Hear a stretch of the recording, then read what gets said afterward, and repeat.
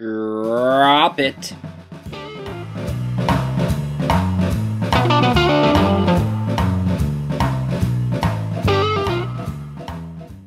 Hey guys, welcome to another episode of Drop the Digibomb TV.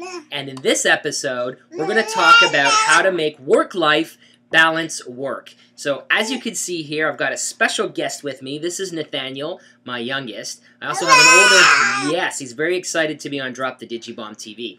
And I have an oldest, Kale, who's currently asleep, and he's 3 years old. So I just wanted to do a quick video on how people who have very busy work lives, work schedules, important jobs, very demanding jobs, high stress level jobs, whatever your job is, we all know how difficult it is to balance work, life, family. And look, you might not even have a family. Maybe you just have a girlfriend or a boyfriend or a wife or a husband, or maybe you're even single, but you still have friends and you still have family. Either way, we all have to find time to balance our work life with our regular life, and that's very important. So I'm just going to talk about a few tips and a few things that I try to do to make life easier for both my family, my kids, my wife, and myself, as well as being as productive as I can in my work life. So I'm going to walk you through a few things and talk about a few things that I think are the best ways to do it that work for me, and then I'm going to dump a couple links in the description down there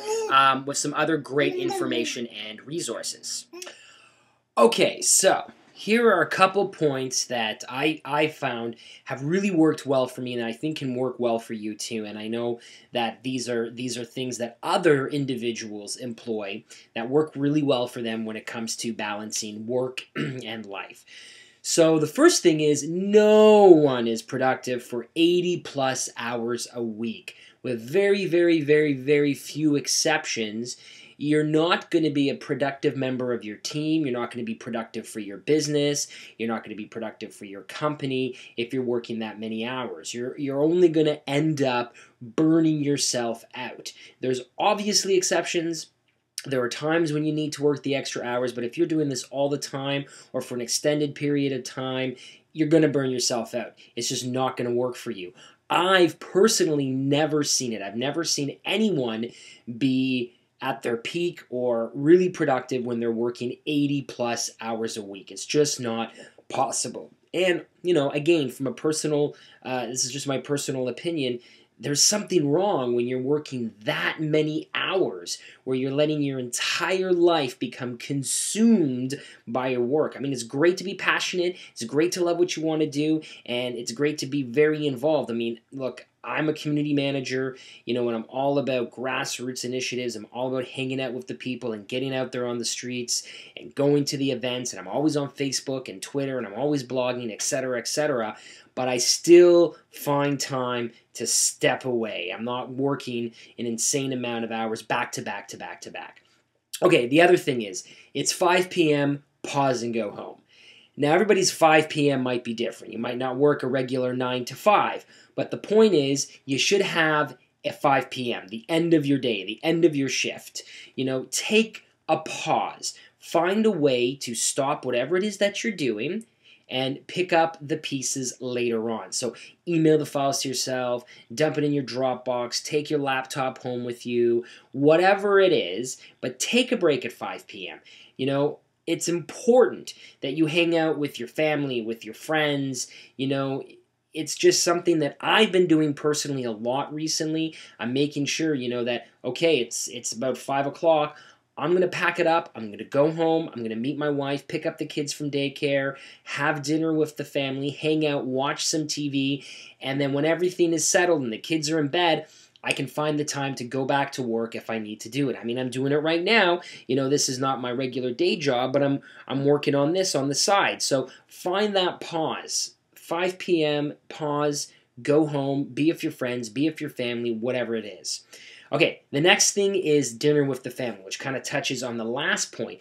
If you have a family, you know, and if you have a young family like I do, you know, you want to be around for that. It's important, you know, and look, again, I have a very, very busy work schedule. I have to travel a lot. I'm on the road. A lot of the times, even here locally in the city, I've got to go to different events and stuff because I get asked to speak at user groups and meetups, and I'm always up to something and doing something, but I try to make sure that it's not all the time. It's not every night. It's not every week. You know what I mean? I want to spend time with the family. It's very, very important to me to have dinner with my family every night when it's possible. Like I said, there's always those exceptions, but again, something I've been trying to do a lot more recently is make sure that I'm having dinner with my family. Even if that means coming home, having dinner with my family, then going out to whatever it is that I need to do.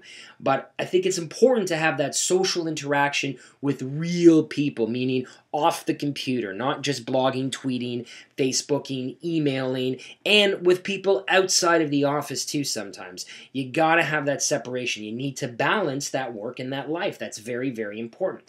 Okay, the next point, which kind of leads into that one, which is get out of the office. Whether your office is a home office, a coffee shop, a cubicle, a office of no windows, or even a beautiful office with windows, whatever it is, whatever environment that you normally work in, get out of it every once in a while. Do some activities.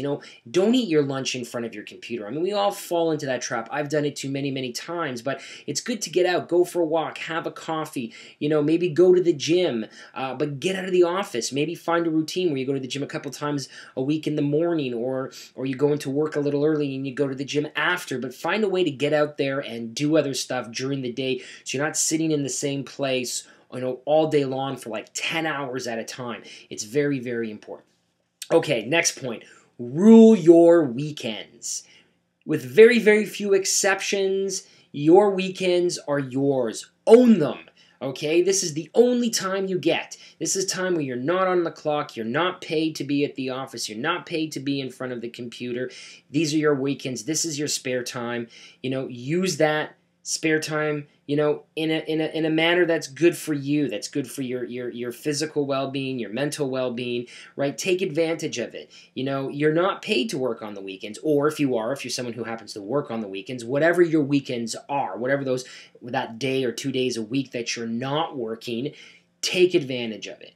Okay, again, always exceptions. Sometimes you've got a big project you're working on or some kind of special presentation or whatever. Maybe you're out of town at a conference or a trade show or something.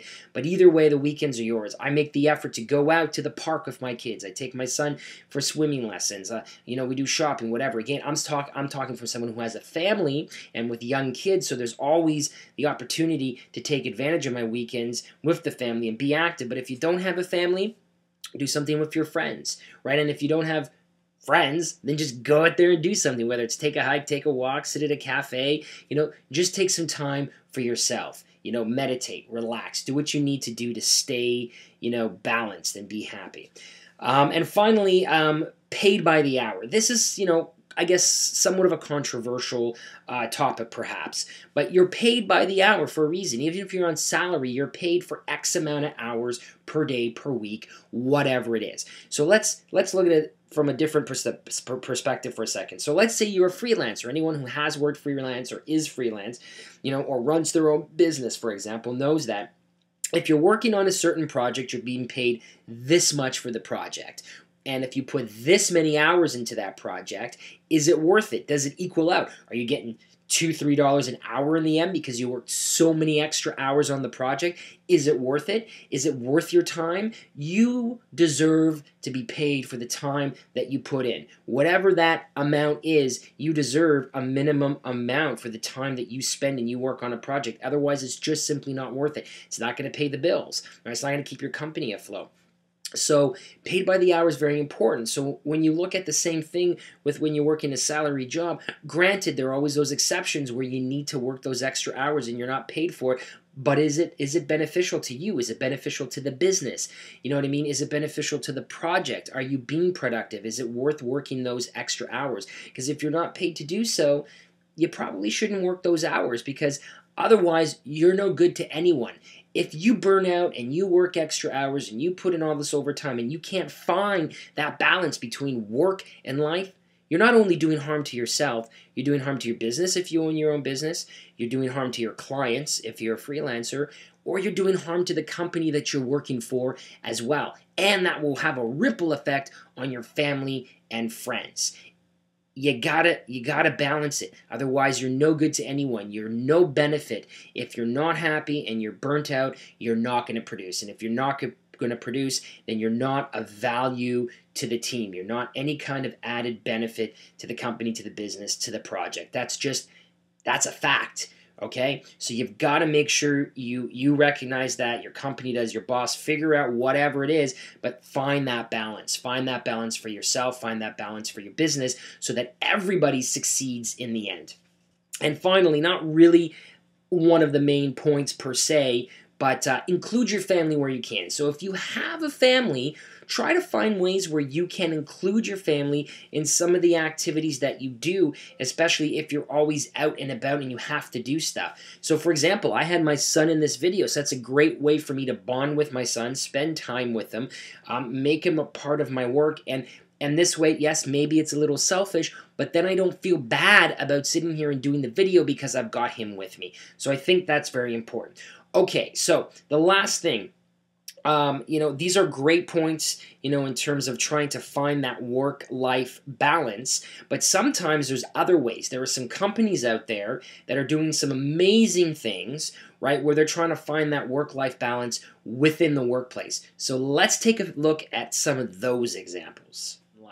There's something I didn't really touch on, and that's all of the great companies out there today and individuals who make an effort to create that kind of balance in the workplace. If you're working for a really cool company who totally understands how important it is to have that balance, they will introduce that right into the workplace to just make it so much easier. I've been fortunate enough to work for some companies that do that. I'm going to show you a couple really quick examples of some people that are doing that. This is called Kathy Sierra's Trailer. She's a very well-known blogger, and what she's done is she's created a home office, okay, out of an old vintage trailer, and this is where she works. That is totally cool. Another really neat thing I came across is the conference bike. This is really neat. It can fit about, I think, 6 or 7 people on here, and on the bike they can pedal around and have a discussion and talk, so they can have a conference on a bike. That is totally cool. Here's another really great one from Red Bull. So this is the Red Bull headquarters in London. They've actually got a slide in their office. That is so awesome. And anybody can just go down the slide whenever they want to. Here's another great example, Pixar. I mean, they're already a really unique and interesting creative company, but look how they have their offices set up. These are actually, like, each office room is like this little shack, and inside people can do whatever they want. It's just a really cool, interesting work environment. Of course, there's the famous Google campus, where on the campus it's insane. I mean, everything from Google bikes to Segways to areas for lunch to playing around to giant sculptures, comfy couches, areas to play, you name it. But Google really emphasizes the whole idea of work hard, play hard.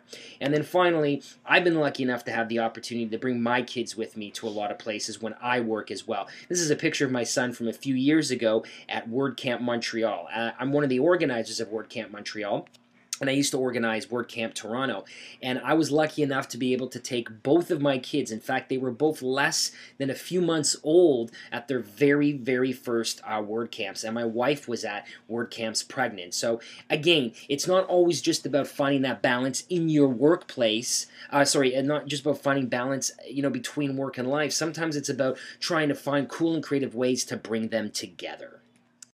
So there you have it, guys. There are some great tips out there, great ways for you to balance your work life with your regular life and make it work for you. It's not easy, but it is possible, and you can be just as productive and just as successful. But most importantly, it's about that equal balance. Yes, it's about that balance, and it's about about being happy, finding that happiness and making it work for everyone. So I'll catch you all on the flip side. Make sure to follow me at @digibomb, and who knows, in the next episode, we could talk about anything.